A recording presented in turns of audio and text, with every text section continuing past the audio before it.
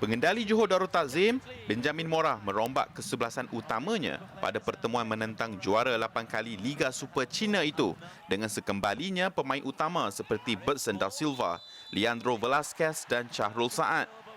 Biarpun mendominasi permainan secara total, namun skuad Harimau Selatan bergelut untuk menembusi barisan muda Guangzhou yang lebih selesa berkampung di kawasan sendiri. Pada ketika JDT memerlukan watak utama untuk jadi aspirasi kemenangan, Bertson da Silva hadir menggalas peranan tersebut dengan 1 gol di setiap babak, sekaligus menghampiri sejarah baru JDT di pentas tertinggi Asia itu. Oh, good. It was a difficult match. I said to the boys that they didn't want to concede more goals, and they were sitting back very, very strong. And after this, we couldn't find the spaces soon enough.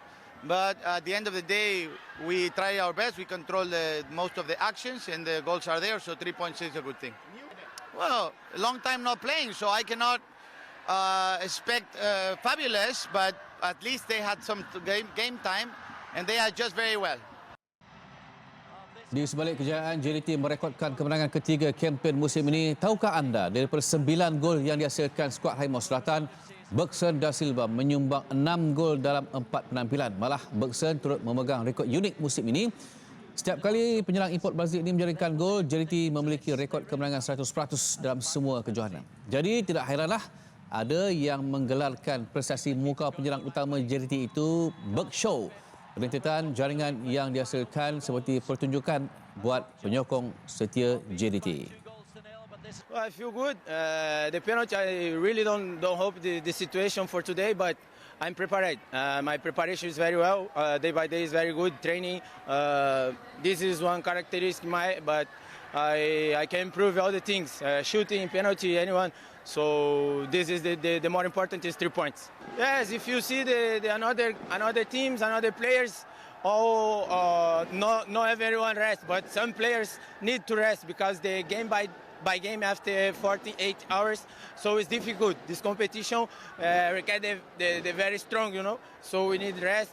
So I feel better today, and I play 90 minutes for now continuous. I need to the next game I need be.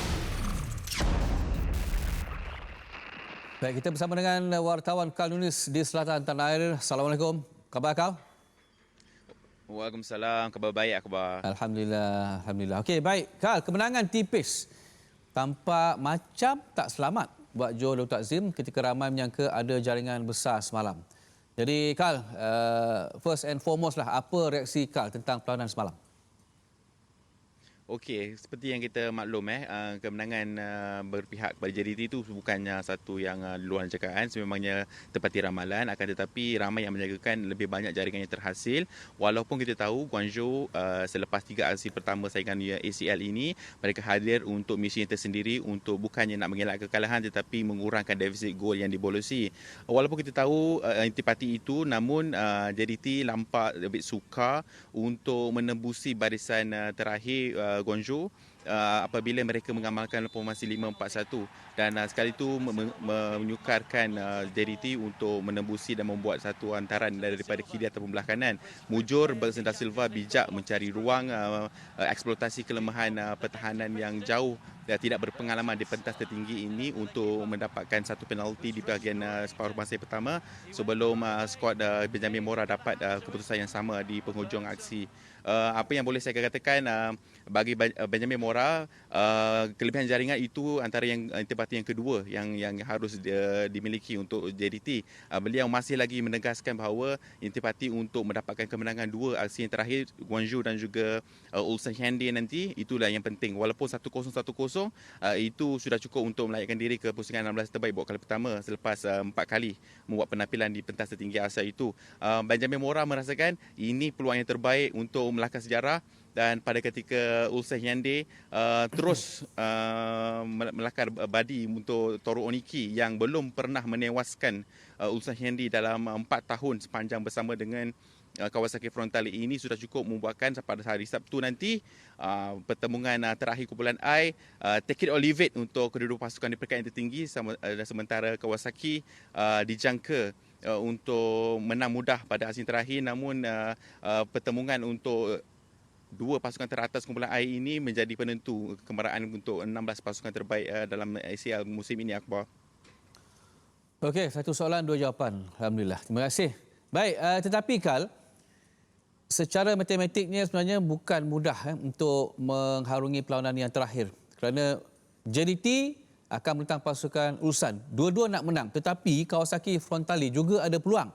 Walaupun mereka hanya 8 mata. Kalau menang 11 mata. Jadi seri antara JDT dan juga Ulsan, semua akan sama 11 mata. Jadi Kal, perlukah ada rombakan besar-besaran untuk JDT menghadapi perlawanan yang terakhir yang boleh dianggap do or die?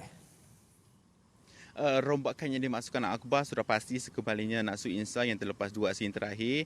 Begitu juga dengan Afiq Fazail yang terlepas untuk kesebelasan utama yang seringkali digantikan dengan Nazmi Faiz. 4 pemain utama yang direhatkan pada aksi yang terdahulu, Matthew Davis, Shane Lowry, Corbin Ong sudah pasti akan kembali membarisi skuad JDT dengan membariskan skuad cerminan pada aksi pembukaan Liga menentang Guangzhou tempoh hari, dan itu juga cukup membuatkan JDT menjadi pasukan pilihan.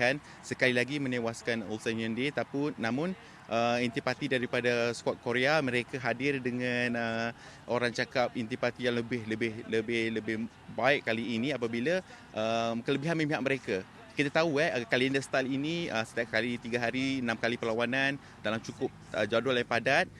Kesemua pasukan terpaksa melakukan adaptasi kepada sepak mula. Seringkali bermain di Stadium Sultan Ibrahim, mereka akan bermula pada pukul 10 malam. Dan untuk hari yang terakhir ini, mereka akan kick off pada pukul 5 petang.